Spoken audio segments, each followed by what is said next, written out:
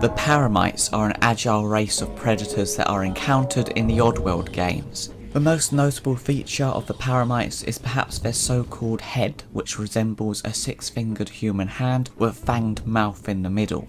These appendages give them a very spider-like vibe and is perhaps where their name was inspired from, Paramites being a mixture of parasite and mite. Well, I'm not entirely sure where the parasite part comes into it, but of course mites are tiny arachnids.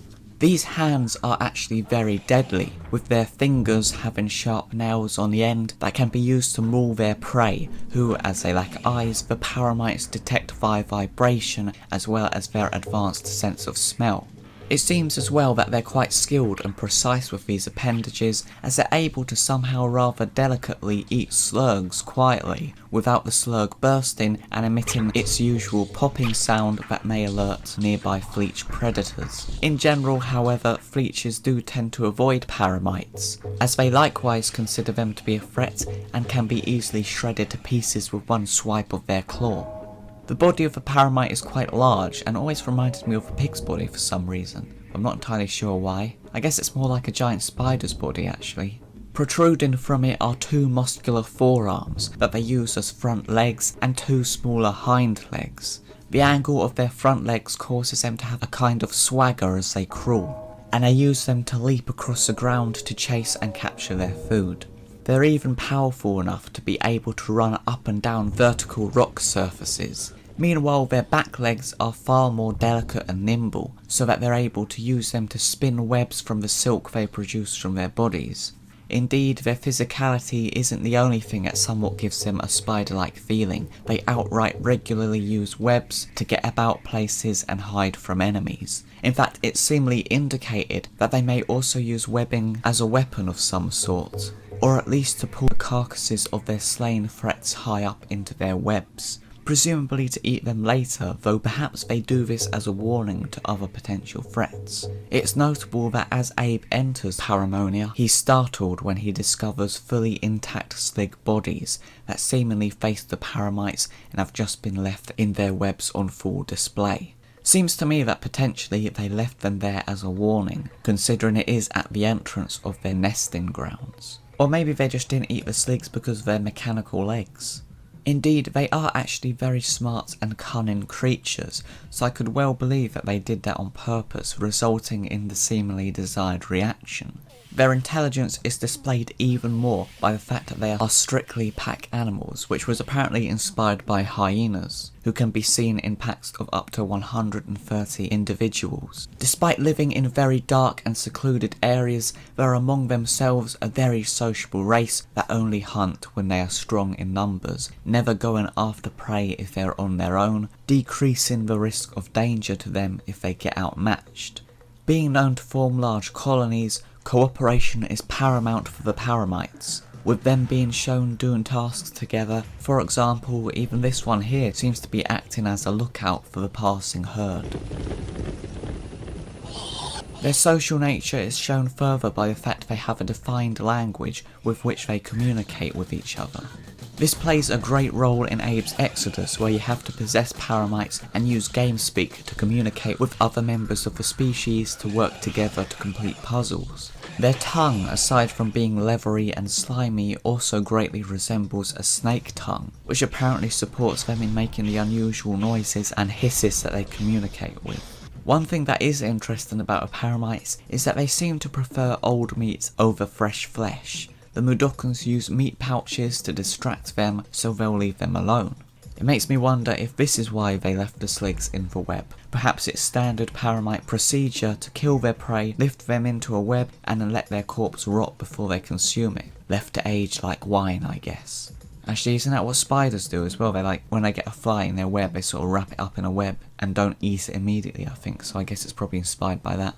The Paramites were one of my favourite things in the Oddworld games when I was younger. I'm not entirely sure why exactly, however I think it may have been due to the unique gameplay that the Paramites would bring with their presence. The way you can sort of play with them. One of the most memorable screens in the game for me is a Story Stone advice that tells you 1 can be fun, 2 you better run. I say that, but actually I can't remember if that was in Paramonia or the Mudomo Vaults, so maybe not that memorable, but I remember it being the Mudomo Vaults. But yeah, I loved the way Paramites acted as shy creatures if they were on their own. Curious in nature, they would poke their head out from the next screen to take a look at what you're doing, but try to go near them and they'll back away, always ensuring that there's some distance between you and them. If they're unable to do this and are cornered, they'll hiss at you to warn you to get back, and if you refuse, they'll finally strike at you. I think this kind of gameplay really gives the Paramites a lot of personality, and really makes them feel like a living creature. It is quite interesting how reluctant they seem to be when it comes to attacking on their own, leaving it only as a last resort. Perhaps this is an indication of the Paramites not being top of the food chain. They know they can attack, but perhaps are aware of there being tons of predators out there that could easily defeat them, and as a result would prefer to avoid an unfavourable confrontation at all costs. This may also be a reason why the Paramites live in secluded dark areas, hiding up in hard to reach places via their webs. This makes their natural habitat Paramonia the perfect place for them to reside in, due to being filled with the tall pine-like trees that pierce the skyline. The denseness of this location provides the perfect environment for these reserved creatures. Or it used to.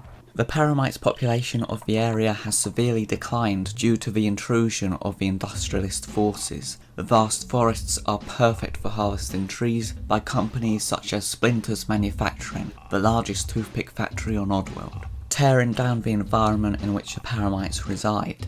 However, the Paramites themselves are also useful to the Magog cartel, who send in slig forces to hunt live Paramites to ship them back to Rupture Farms to turn them into Paramite pies. Sligs themselves also use Paramite skin as parchment to write on, as according to Krigg the Slig, no true Slig would write any letter that didn't involve killing something.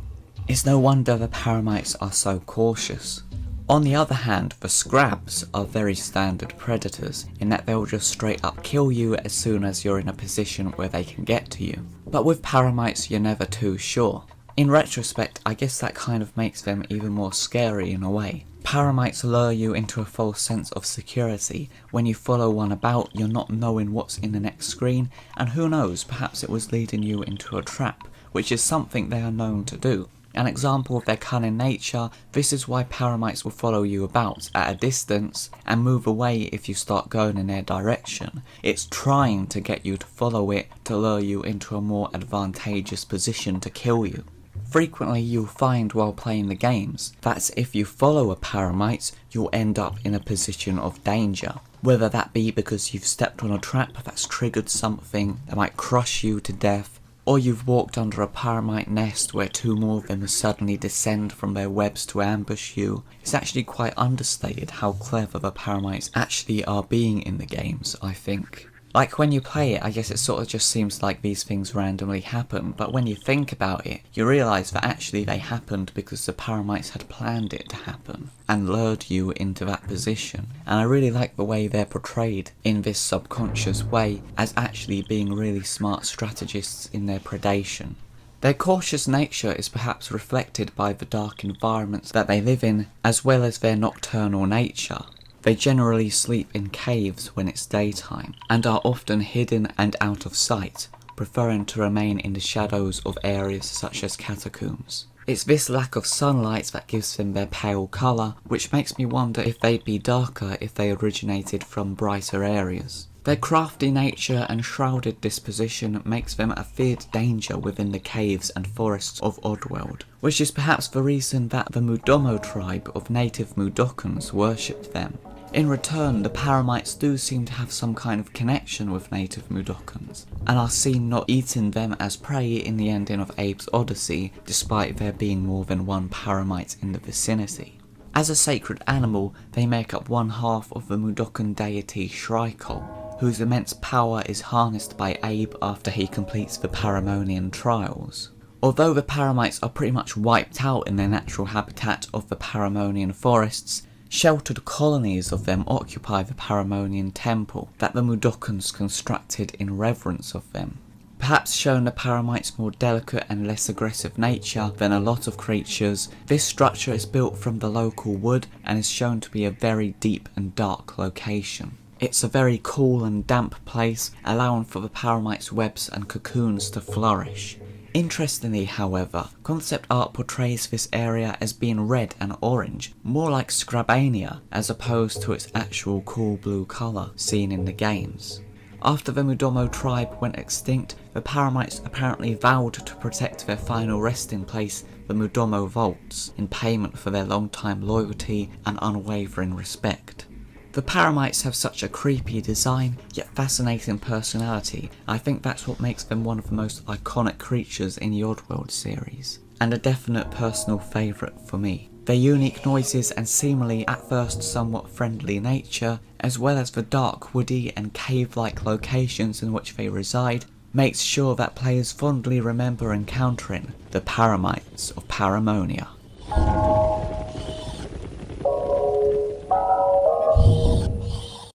Hello, follow me.